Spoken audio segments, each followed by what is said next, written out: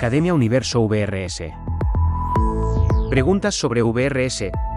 ¿Cuáles son las estimaciones de morbilidad y mortalidad por VRS en pacientes con cardiopatías congénitas?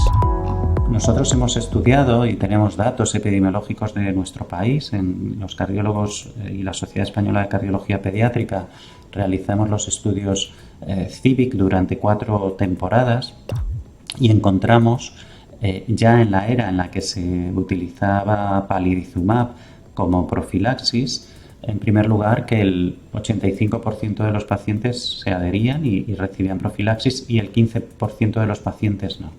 Eso nos sirvió para ver que los niños con cardiopatías congénitas en nuestro país ingresaban por infecciones respiratorias en un 13% de aquellos que tenían una cardiopatía significativa y menos de 24 meses.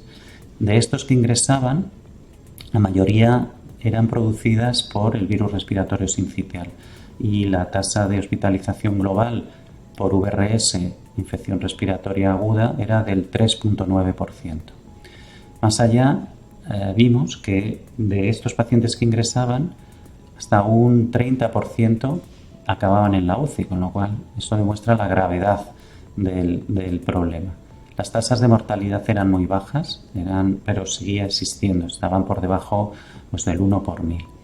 En otros estudios, en la era pre-palivizumab, todas estas cifras estaban aumentadas y en otros centros y en otros países las cifras son similares, es decir, supone un problema de salud importante, un problema también de uso de recursos. Y no solo nos tenemos que ceñir a las hospitalizaciones puras, sino a las visitas a urgencias, que en los últimos años también las hemos analizado, y en la repercusión que tiene sobre las familias.